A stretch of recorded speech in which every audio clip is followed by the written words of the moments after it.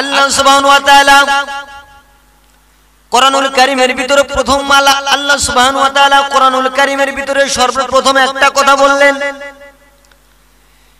এই কিতাবের ভিতরে কোনো সন্দেহ নাই। প্রথমই আমরা আল্লাহ তাআলা কালামে হাকিমের ভিতরে বলে দিলেন, যালিকাল কিতাবু লা রাইবা ফি। আমার আল্লাহ তাআলা বললেন, বান্দারে, ও নবীর উম্মতের দলেরা, ও নবীর উম্মতেরা, যালিকাল কিতাবু লা রাইবা ফি, এই কিতাবের ভিতরে কোনো সন্দেহ নাই, ভুল তো দূরের থাকার কথা, সন্দেহ নাই। এই কিতাবকে যারা সন্দেহ মনে করবে তারা কাফের হয়ে যাবে, কারণ এই কিতাবের ভিতরে আমার আল্লাহ তাআলা প্রথমে জানিয়ে দিয়েছেন এই কিতাবে কোনো সন্দেহ নাই। মক্কার কাফেরেরা বলতে লাগলো, মক্কার কাফেরেরা বলতে লাগলো, বিশ্বনবী আখেরি জামানার পয়গম্বর নবী আরবীকে বলতে লাগলো কোরআনুল কারীম মুহাম্মদ বানাইছে। আমার আল্লাহ তাআলা তাদেরকে বলল, ও মক্কার লোকেরা, তোমরা বেশি দরকার নাই, তোমরা প্রথম পর্যায়ে কোরআনের বানানোর চ্যালেঞ্জ আল্লাহ ঘোষণা করে দিলেন, একটা কোরআন বানাও। মক্কার লোকদেরকে আমার আল্লাহ তাআলা কোরআন বানানোর চ্যালেঞ্জ দিয়ে দিলেন। মক্কার লোকেরা কোরআন বানানোর চ্যালেঞ্জে হেরে গেল। তারপরে দ্বিতীয় পর্যায়ে আমার আল্লাহ তাআলা 10টি সূরা বানানোর জন্য অর্ডার করলেন। মক্কার লোকদেরকে, কাফেরদেরকে বলল, তোমরা 10টি সূরা বানাও। আমার আল্লাহ তাআলা এই 10টি সূরা বানানোর কথা যখন বলল, মক্কার কাফেরেরা, तमाम কাফেরেরা হার মেনে গেল, আর বানাতে পারলো না। লাস্ট নাম্বারে আমার আল্লাহ তাআলা বললেন, যেহেতু পুরো কোরআন তারা রচনা করতে পারলো না, বরং 10টা সূরা দিলাম, 10টা সূরাও তারা রচনা করতে পারলো না। আমার আল্লাহ তাআলা তারপরে বললেন, ও মক্কার কাফেরেরা, 10টি সূরা না, পুরো কোরআন না, মাত্র একটি সূরা বানাবে। যদি তোমরা একটি সূরা বানাতে পারো, আমি দেখব তোমরা আল্লাহকে বাদ দিয়ে, নবীকে বাদ দিয়ে তোমরা একটি সূরা বানাও। সে চ্যালেঞ্জ আমার আল্লাহ তাআলা কোরআনুল কারীমের ভিতরে সূরা বাকারা 23 নম্বর আয়াতে আল্লাহ তাআলা বলেন, ওয়া ইন কুনতুম ফি রাইবি মিম্মা নাযালনা আলা আবিদিনা ফাতু বিসূরাতিন মিন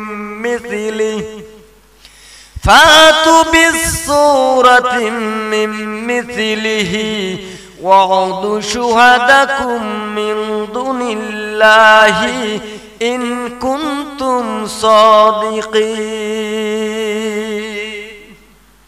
আল্লাহ তাআলা বলেন, ওয়া ইন কুনতুম ফি রাইবি মিম্মা নাযালনা আলা আবিদিনা, আমার বান্দা মুহাম্মদ সাল্লাল্লাহু আলাইহি ওয়াসাল্লামের উপরে যে কিতাব নাযিল করেছি, তোমরা যদি তার উপরে সন্দেহ পোষণ করো, বিশ্ব নবী আখেরি জামানার পয়গম্বর নবী আরবীর উপরে যে কিতাব নাযিল করেছি, যে কোরআন নাযিল করেছি, তোমরা যদি কোরআনের ভিতরে সন্দেহ আছে তা মনে করো, ফাতু বিসূরাতি, একটা নয়, 10টা নয়, 5টা নয়, तमाम কোরআন নয়, মাত্র একটি সূরা তোমরা রচনা করবে, এর মতো করে অনুরূপ সূরা রচনা করবে।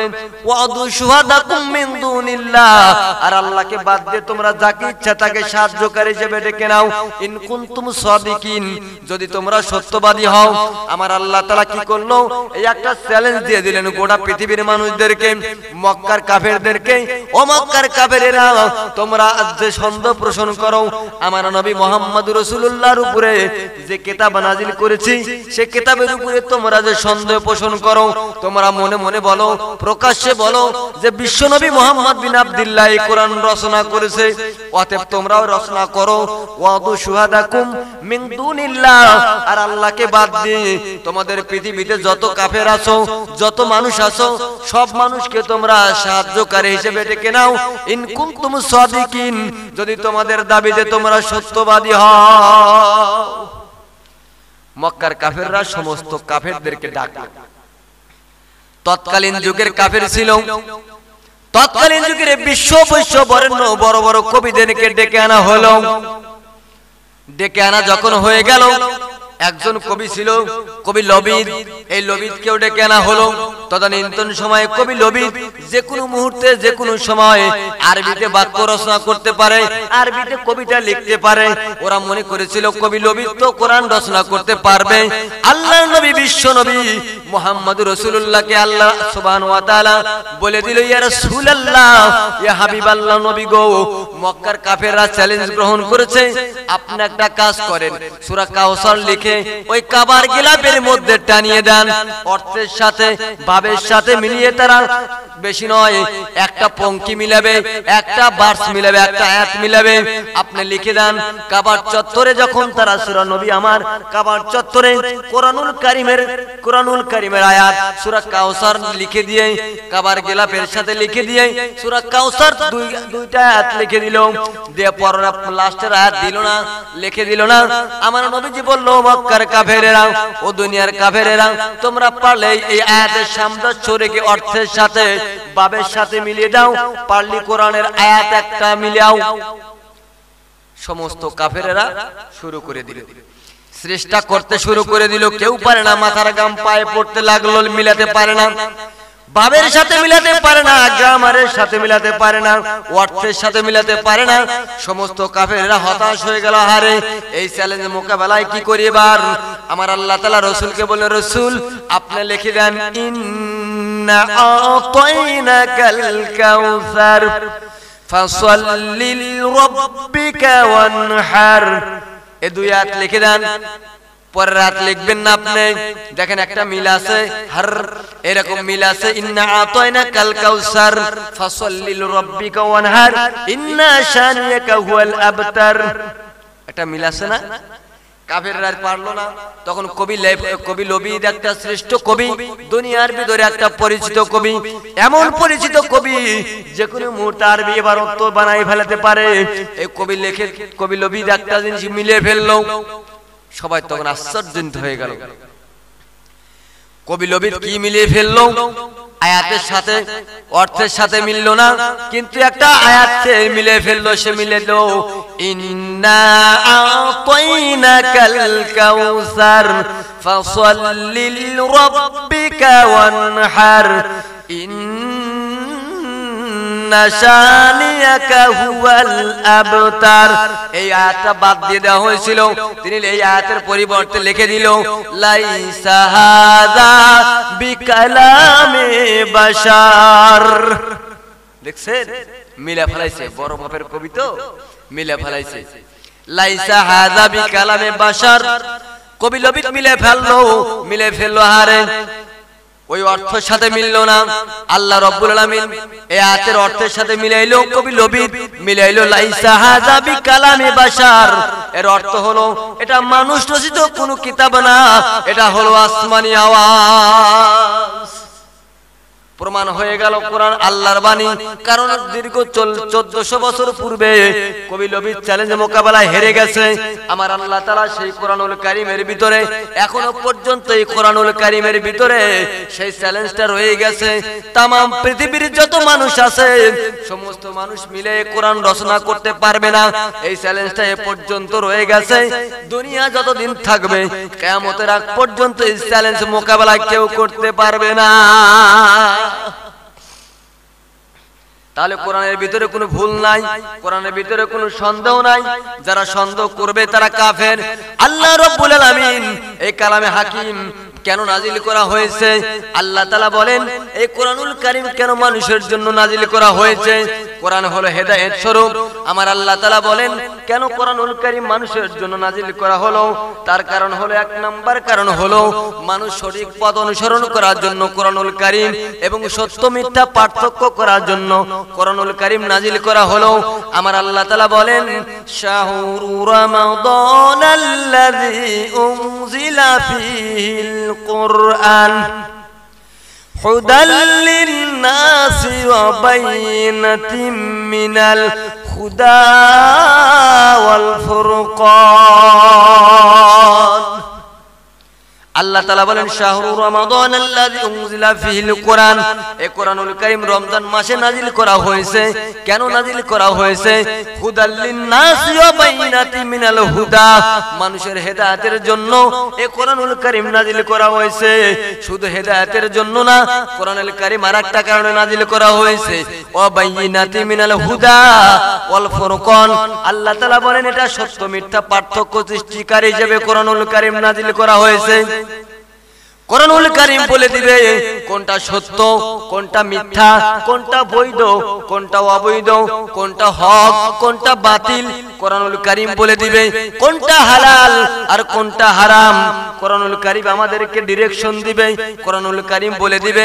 এই কারণে আমার আল্লাহ তাআলা সত্য মিথ্যা পার্থক্য সৃষ্টিকারী হিসেবে কোরআনুল কারীম নাজিল করেছে। তাহলে আল্লাহ তাআলা প্রথম কারণ হলো কোরআন সত্য মিথ্যার পার্থক্য সৃষ্টি করে দিলেন। আল্লাহ তাআলা বলেন তারপরে কোরআনুল কারীম নাজিল হওয়ার আরেকটা উদ্দেশ্য হলো মানুষকে অন্ধকার থেকে আলোর দিকে নিয়ে আসার জন্য। অন্ধকার হলো জাহিলিয়াত, অন্ধকার হলো মূর্খতা। আমার আল্লাহ তাআলা বলেন মানুষকে অন্ধকারের জন্য, অন্ধকার থেকে আলোর দিকে নিয়ে আসার জন্য আমার আল্লাহ তাআলা কোরআনুল কারীম নাজিল করেছেন। আমার আল্লাহ তাআলা কোরআনুল কারীমের ভিতরে বলেন কিতাবুন আনজালনাহু ইলাইকা লিতুখরিজান নাসা মিনাজ যুলুমাতি ইলান নূর।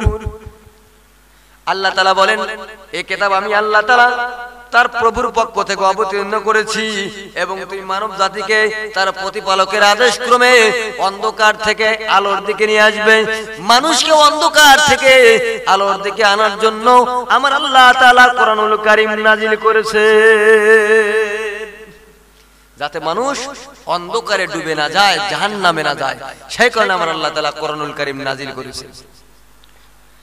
তারপরের মাধ্যম হলো মানুষকে সঠিক পথে সন্ধান দেওয়ার জন্য, কোনটা সঠিক পথ আর কোনটা ভুল পথ সেই সন্ধান দেওয়ার জন্য আমার আল্লাহ তাআলা কোরআনুল কারীম নাজিল করেছেন। মানুষ যাতে সঠিক পথ পায়, হেদায়েত পায়, সেই কারণে আমার আল্লাহ তাআলা কোরআনুল কারীম নাজিল করেছেন। আমার আল্লাহ তাআলা বলেন সূরা ইমরানের ভিতরে বলেন কাযালিকা ইউবাইয়িনুল্লাহু লাকুম আয়াতিহি লাআল্লাকুম তাহতাদুন।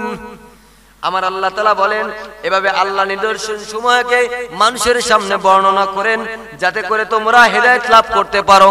আল্লাহ তাআলা বলেন মানুষের কাছে আমার কোরআনুল কারীম এইভাবে বর্ণনা করুন যাতে তারা হেদায়েত লাভ করতে পারে। তাহলে আল্লাহ তাআলা মানুষকে হেদায়েতের জন্য, সঠিক পথ পাওয়ার জন্য আমার আল্লাহ তাআলা কোরআনুল কারীম নাজিল করেছে। তারপরের মাধ্যম হলো মানুষকে পথভ্রষ্টতার হাত থেকে বাঁচানোর জন্য, মানুষ যাতে পথভ্রষ্ট না হয়, পথভ্রষ্ট হয়ে যাতে জাহান্নামে না যায়, আমার আল্লাহ তাআলা সেই কারণে সঠিক পথ, সরল পথ হিসাবে আমার আল্লাহ তাআলা কোরআনুল কারীমে নাজিল করে দিলেন। কোনটা সরল পথ, সোজা পথ কোনটা, সরল পথ কোনটা? আমার আল্লাহ বলেন কোরআন হলো সোজা পথ, কোরআন হলো সরল পথ। আমার আল্লাহ তাআলা বলেন ওয়া আন্না হাযাস সিরাতিম মুস্তাকিম ফাত্তাবিউ ওয়া লা তাত্তাবিউ সুবুল ফাতাফারাকা বিকুম আনিস সাবিলি। আল্লাহ তাআলা বলেন ওয়া আন্না হাযা সিরাতিম মুস্তাকিম, এটাই সরল পথ। কোনটা? কোরআনের পথ হলো সরল পথ, হাদিসের পথ হলো সরল পথ। ফাত্তাবিউ, তোমরা এই পথের ইত্তেবা করো। ওয়ালা তাত্তাবিউ সুবুল, সাবিলের বহু বচন হলো সুবুল, তোমরা বহু পথের অনুসরণ করো না। আর যদি তোমরা বহু পথের অনুসরণ করো, কোরআনের পথ বাদ দিয়ে, হাদিসের পথ বাদ দিয়ে, পৃথিবীতে যত পথ আছে আর যত মত আছে, সমস্ত পথ হলো সব শয়তানের পথ, শয়তানের মত। তোমরা এই পথে অনুসরণ করো না। ওয়ালা তাত্তাবিউ সুবুল, বহু পথের অনুসরণ করো না। আর যদি তোমরা বহু পথের অনুসরণ করো তাহলে কি হবে? ফাতাফারাকা বিকুম আনিস সাবিলি, শয়তান তোমাদেরকে বহু পথ দেখিয়ে সঠিক পথ থেকে বিচ্যুত করে দিবে। তাহলে সোজা পথ, সরল পথ হচ্ছে কোরআনের পথ, যাতে মানুষ সরল পথ গ্রহণ করতে পারে, কোরআনের পথ গ্রহণ করতে পারে। সেই কারণে আমার আল্লাহ তাআলা সঠিক পথের সন্ধান দিয়েছেন কোরআনুল কারীমের মাধ্যমে, সঠিক পথের সন্ধান দিয়েছে।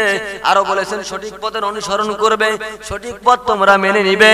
তারপরের মাধ্যম হলো তাই মানুষকে পথভ্রষ্টতার হাত থেকে আমার আল্লাহ তাআলা বাঁচানোর জন্য কোরআনুল কারীম নাজিল করেছে। তাহলে সঠিক পথের অনুসরণ করা এবং পথভ্রষ্টতা থেকে দূরে থাকা জন্য কোরআনুল কারীম নাজিল করেছেন, উদ্দেশ্য এটা। তারপরে আমার আল্লাহ তাআলা বলেন মানুষের মাঝে ন্যায় বিচার প্রতিষ্ঠা করার জন্য কোরআনুল কারীম নাজিল করা হয়েছে। আমার আল্লাহ তাআলা বলেন মানুষের ভিতরে যেন ন্যায় বিচার প্রতিষ্ঠিত হয়, হক ইনসাফ বিচার প্রতিষ্ঠিত হয়। আল্লাহর নবীকে সেই কারণে আদেশ করেছেন আমার আল্লাহ তাআলা মানুষের মাঝে ন্যায় বিচার প্রতিষ্ঠা করার জন্য আমি আল্লাহ তাআলা কোরআনুল কারীম নাজিল করেছি। কেন?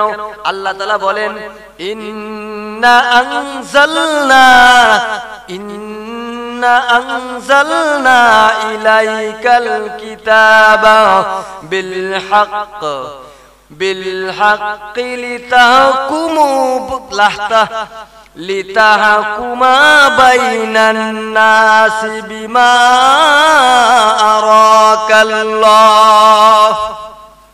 আল্লাহ তাআলা বলেন আমি তোমার প্রতি সত্য সহকারে যে কিতাব অবতীর্ণ করেছি এবং যাতে করে আল্লাহ তাআলা তোমাদেরকে জানিয়ে দেন যাতে করে মানুষের মাঝে ন্যায় বিচার প্রতিষ্ঠিত হবে। সেই কারণে আল্লাহ তাআলা রাসূলকে বলেন আপনি মানুষের মাঝে ন্যায় বিচার প্রতিষ্ঠিত করবেন, সেই কারণে আমি কোরআনুল কারীম নাজিল করেছি। আমার আল্লাহ তাআলা বলেন যারা মানুষের মাঝে কোরআন দ্বারা বিচার করে না, আমার কোরআন দ্বারা ইসলাম দ্বারা যারা বিচার ফয়সালা করে না, আমি আল্লাহ তাআলা পরম বলে দিয়ে গেলাম ওয়া মাল্লাম ইয়াহকুম বিমা আনজালাল্লাহু ফাউলাইকা হুমুল ফাসিকুন। আল্লাহ তাআলা বলেন যারা কোরআনের মীমাংসা অনুযায়ী যারা কোরআনুল কারীম দ্বারা সমাজে বিচার ফয়সালা করে না, রাষ্ট্রে বিচার ফয়সালা করে না, আমি আল্লাহ তাআলা বলে দিলাম ফাউলাইকা হুমুল ফাসিকুন, তারা হলো ফাসিক।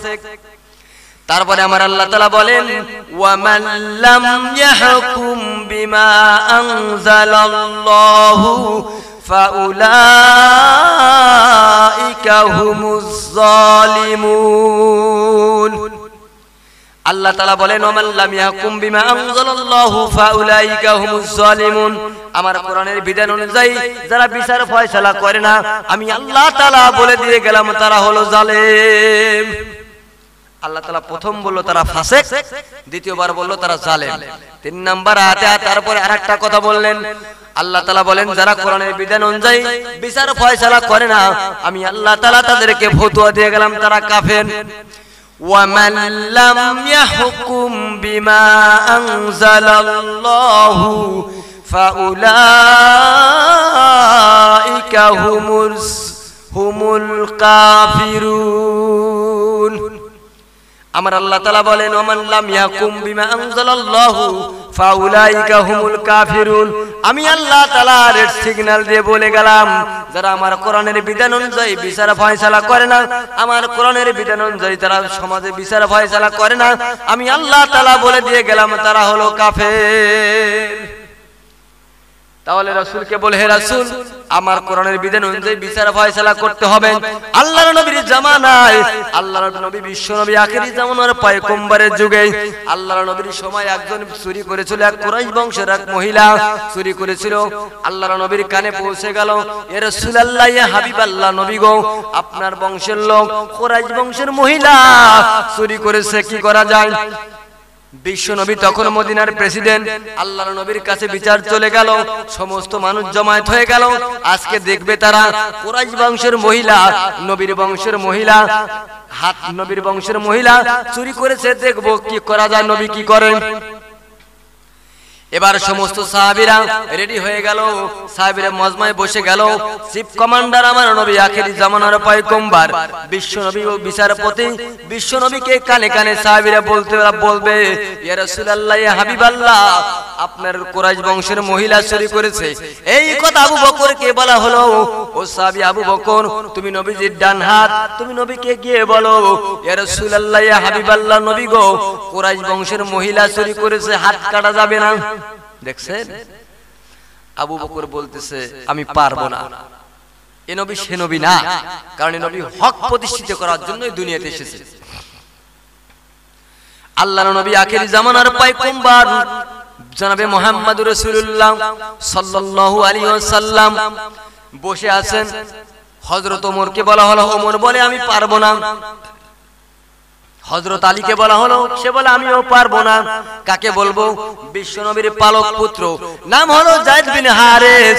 এই যায়েদ বিন হারেসের একটা ছেলে ছিল, ছোট্ট ছেলে, নাম তার ওসামা। এই ওসামাকে বলা হলো, ছোট্ট বাচ্চা ওসামা, শোনো, তোমার দাদাকে গিয়ে বলবে, কানে কানে গিয়ে বলবে, দাদা, কুরাইশ বংশের মহিলা চুরি করেছে, হাত কাটা যাবে না। ওসামা বাচ্চা মানুষ, ছোট মানুষ, বুঝতে পারে নাই। নবীর কাছে গিয়ে বসলো, নবীর হাঁটুর উপরে হাত রাখলো, আর কানে কানে বললো, দাদা একটা কথা বলবো। নবী বলে, ওসামা কি বলবা বলো। আল্লাহর নবী বলতে, ওসামা বলো। ওসামা কানে কানে ফিস ফিস করে বলতে লাগলো, দাদা আপনি যে বিচার করবেন, এই মহিলা কিন্তু আপনার বংশের লোক, কুরাইশ বংশের মহিলা। আল্লাহর নবীর কানে যেই মাত্র এটা চলে গেছে, আল্লাহর নবীর চেহারা লাল, আল্লাহর নবীর চেহারা মোবারক লাল হয়ে গেল, রাগে অগ্নিশর্মা হয়ে গেল। বিশ্ব নবী রেগে গেলেন, খেপে গেলেন। এই কথা তো ওসামান না, নিশ্চয়ই আমার সাহাবীরা এই কথা বলে দিয়েছে। আল্লাহর নবী, বিশ্ব নবী, আখেরি জামানার পয়গম্বর খাড়া হয়ে গেল, দাঁড়িয়ে গেল, বসা থেকে দাঁড়িয়ে গেল। আল্লাহর নবী তখন একটা ভাষণ দিলেন, একটা কথা বললেন, এ সাহাবীরা, এ আবু বকর, ওমর, উসমান, আলী, আমি বুঝতে পেরেছি তোমরা সুপারিশ করতেছো। একটা কথা শুনে রাখো, আমি বিশ্ব নবীর কন্যা, কুরাইশ বংশের কন্যা না, আমি বিশ্ব নবীর কন্যা। আজকে যদি আমার কন্যা, আমার কলিজার টুকরা ফাতেমা চুরি করত, আমি বিশ্ব নবী কোরআনুল কারীমের অনুযায়ী তার বিচার ফয়সালা করে তার হাত কেটে দিতাম। কিসের কুরাইশ বংশের মহিলা? আমার নবী যদি ফাতেমা চুরি করত, তাও আমি হাত কেটে দিতাম। তাহলে আল্লাহর নবী বলেন, আমার কন্যা ফাতেমা হলে আমি হাত কেটে দিতাম। এ সাহাবীরা, দুনিয়াতে আমি নবী ইনসাফের জন্য নাজিল হয়েছি, আমি নবী ইনসাফ করার জন্য প্রেরণ হয়েছি। তাহলে বিচার ফয়সালা হবে কোরআন দিয়ে। বিচার ফয়সালা যদি কোরআন দিয়ে শুরু হয়ে যায়, আখিরি জামানার পয়গম্বর তখন ওই বিচার ফয়সালা কোরআনুল কারীম দিয়ে করেছিল। তারপরে মাধ্যম হলো বিভিন্ন মতামতের মধ্যে সঠিক মতামতে পৌঁছানোর জন্য কোরআনুল কারীম নাজিল হয়েছে। বিভিন্ন মতামত থাকবে, সমাজে বিভিন্ন মত থাকবে, বিভিন্ন পথ থাকবে, বিভিন্ন দিক থাকবে। সমস্ত মতামতের উপরে, সমস্ত দিনের উপরে কোরআনুল কারীম বিজয়ী হবে, কোরআনুল কারীম দ্বারা সমাধান করবে। এই কারণে আমার আল্লাহ তাআলা কোরআনুল কারীম নাজিল করেছেন যে বিভিন্ন মতামতের মধ্যে সঠিক সিদ্ধান্ত নেওয়ার জন্য কোরআনুল কারীম নাজিল করেছে। তারপরের মাধ্যম হলো কোরআন নাজিলের আর একটা মাধ্যম হলো মানুষকে আখিরাতের ব্যাপারে সতর্ক করা। মানুষ যেন আখিরাতের দিকে ঝুঁকে পড়ে, দুনিয়ার দিকে প্রাধান্য না দেয়। সেই জন্য আল্লাহ তাআলা আখিরাতের প্রতি সতর্ক করার জন্য প্রত্যেক যুগে যুগে নবী রাসূল প্রেরণ করেছেন, ওলামায়ে কেরাম দিয়েছেন, আউলিয়া উলিয়া দিয়েছেন। প্রত্যেক যুগে যুগে বিশ্ব নবীকেও পাঠিয়ে, নবী বিশ্ব নবীকেও শেষ জামানায়, আখিরি জামানায় পাঠানো হয়েছে। তাহলে প্রত্যেক যুগে যুগে আখিরাতের ব্যাপারে নবীরা সতর্ক করেছে। এই সতর্ক করে দেওয়ার জন্য আল্লাহ রাব্বুল আলামিন কোরআনুল কারীম নাজিল করেছেন।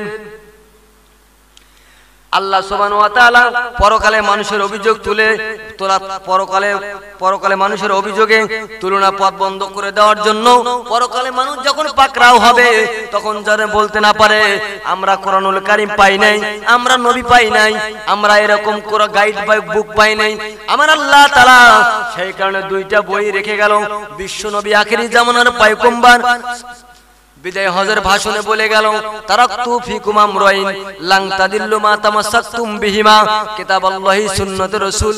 আল্লাহর নবী বলেন, বিশ্ব নবী বলেন, দুটি জিনিস তোমাদের মাঝে রেখে গেলাম, এই দুটি জিনিসকে যদি তোমরা আঁকড়ে ধরো, এই দুটি জিনিসকে যদি তোমরা মেনে নাও, আমি রাসূল বলে গেলাম, লাং তাদিল্লু মা তামাসসাকতুম বিহিমা, কখনো তোমরা পথভ্রষ্ট হবে না। এই দুটি জিনিসকে যদি তোমরা আঁকড়ে ধরো, এই দুটি জিনিস হলো, এক নাম্বার কিতাবাল্লাহ, আল্লাহর কোরআন, আর দুই নাম্বার সুন্নতে রাসূল, রাসূলের হাদিস। তাহলে কিতাব, কোরআন আর দুই নাম্বার হাদিস, এই দুটি জিনিস যদি তোমরা আঁকড়ে ধরো, তাহলে তোমরা পথভ্রষ্ট হবে না, আর পরকালেও তোমরা অভিযোগ করতে পারবে না। কারণ তোমাদের মাঝে আল্লাহ সুবহানাহু ওয়া তাআলা কোরআনুল কারীম নাজিল করেছেন, হাদিস দিয়েছেন, নবী পাঠিয়েছেন, সাবজেক্ট কিতাব এবং কিতাব পাঠিয়েছেন। আল্লাহ তাআলা তোমাদেরকে গাইডলাইন হিসেবে দুইটা বই পাঠিয়েছেন, তোমরা পরকালে অভিযোগ দিতে পারবে না।